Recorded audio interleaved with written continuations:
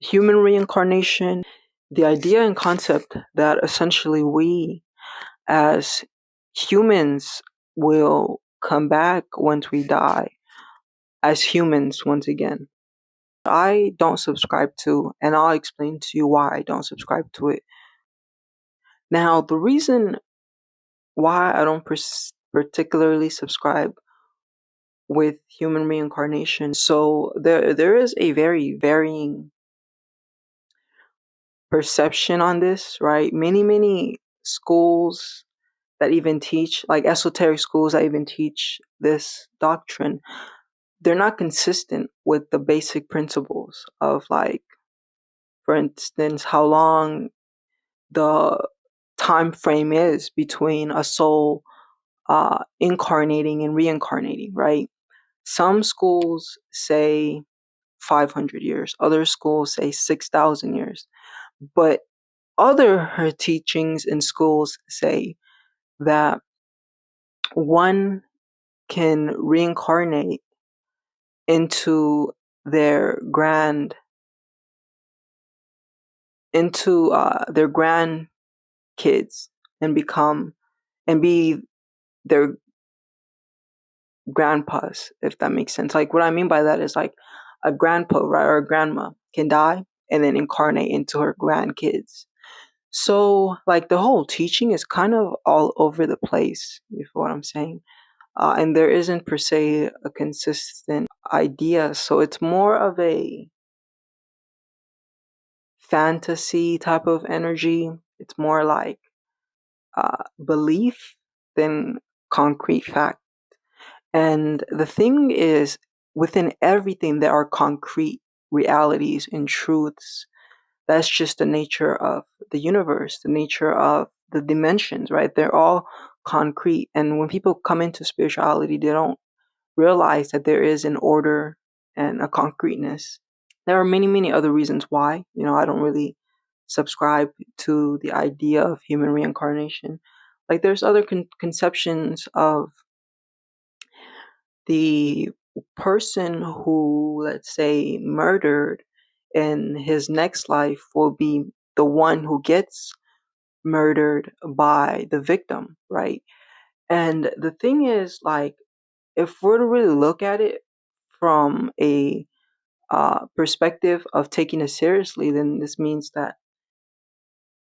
reincarnation and the concept of karma is kind of a ongoing and continuous flow of suffering, right? Because, like, if our origins and our beginnings were pure and clean, then what would have been the energy that would have instigated or began karma for us, if that makes sense? One thing that is very much consistent within all life forms, within nature and everything, is suffering and struggle and pain, right? Especially nature and, like, the animals, they go through the most suffering and the most pain. But if karma is dependent upon morality and cause and effect, and a lot of the times animals, they aren't moral agents in the sense that they don't per se perceive good and evil. They more kind of just live. If that's the case, then, like, where would karma fit into all of that? So that's why I don't subscribe to human reincarnation or even the concept of karma. But I do very much understand cause and effect. That's like a scientific law. It's proven that for every action, there's an equal reaction. Now, my understanding of reincarnation, but from the perspective of the soul, is that our soul is on this journey of evolution and awakening its dormant attributes and qualities associated with its purpose, duty, and obligation, to the cosmos, or to the grander, larger plan, you can even say. And so my understanding is that throughout the various experiences that we have in life, there is this intelligence guiding us and orchestrating the various experiences that we have. Nothing is by random, but everything that we experience is experienced because it is capable of contributing to our soul, capable of contribute to the development of our soul's ability to fulfill its purpose. And so, furthermore, I understand that we as souls are progressing through life forms that are progressions of each other. Meaning that once we have an experience within a life form, there's no reason to go back to it. Kind of like once we have an experience and we integrate and learn from that experience, then no experience to come will be exactly the same. It may be similar, but it will never be exactly the same because the soul has no value or benefit from an experience that's exactly the same. Every single thing around us has consciousness, whether that's minerals, right? And the fact that minerals have consciousness, a primitive form of consciousness, but nevertheless conscious, has been proven scientifically. What I'm saying, you can look into. I'm always forgetting the name of the scientist, but he was this Indian scientist, right? Who presented to the Royal Society his findings, and they were accepted. That minerals, right, even metals, can react and respond. A very basic form of consciousness, but can nevertheless react and respond. And with that being said, my understanding is our soul, once upon a time, was, you can say, a newling, right? It had a limited amount of experiences. And so it had to start at the bottom and progress. And physically, the bottom is minerals. And so the mineral kingdom afford the soul experiences. A mineral body is a body that the soul utilizes, incarnating into it, having those very simple experiences, and then once it has acquired all that it can from those experiences, then it passes on to the next experience. And it repels or pushes away the simple mineral life form for a greater life form. And that's what we call death, that transition. Then from mineral, the soul incarnates into a more complex life form, which is the basic expressions of plant life, right? And even within plant life, there are various more complex expressions of plants, just as there are various complex expressions of minerals, right? Like a mineral with one element is more basic and simple than a mineral with various elements. So, from plant life, the soul, after having attained those experiences that especially contribute to its awareness on cell life and cell division and, yeah, just cell life essentially.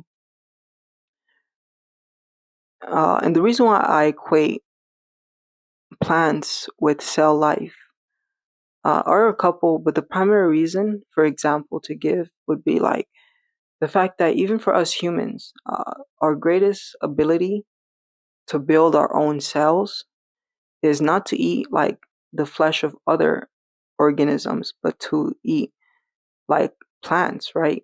To eat plants. And like plants have this greater capacity and ability to build our cells up, and that's because that's what the plant life, that's what like the soul learns, right? And you got to also be mindful that our subconscious is like the domain or the realm of the soul, and it's like everything that our subconscious can do, from build our cells, beat our heart, our breathing, all of these are forms of intelligences that the soul has on its journey attained. And we are only able to exist as humans today because we've gone through those various experiences and gotten those various intelligences from our experiences previously and quote unquote lower life forms that afford and allow us to operate this more complex body, this more complex form of consciousness. But, anyways, to get back into the plants, after plant life, right, then it's the more simple amoebas. And the amoeba life forms are like one-celled organisms, right? It's one cell, but it's like a bacteria, like a miniature. It's not even. I can't even say a miniature animal because it's not what it is.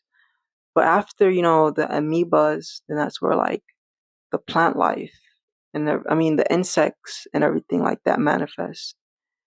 And also, when you think of the insects and the plants, and even the minerals and the plants, right? The plants emerge from the minerals, and then the insects emerge from the plants, and then animals kind of use the structure that was presented by the bugs. And then humans, we are the climax, the highest evolution that can be reached within physical life. But where a lot of people are restricted in the spiritual community is they don't realize that there are life forms beyond the physical bodies. And that the last lesson that we attain as humans uh, in regards to our expansion of our consciousness is this capacity to become self-aware, self-awareness, and gain greater control over our thoughts and emotions, which reflects also as being moral agents capable of choosing good and bad and all that good stuff, right? And that achievement of self-consciousness expresses in the higher realms as uh, a newfound freedom and ability to operate within the higher realms, within the astral planes, because the higher realms, the spiritual plane, are planes that are inward, that are inside of us, right?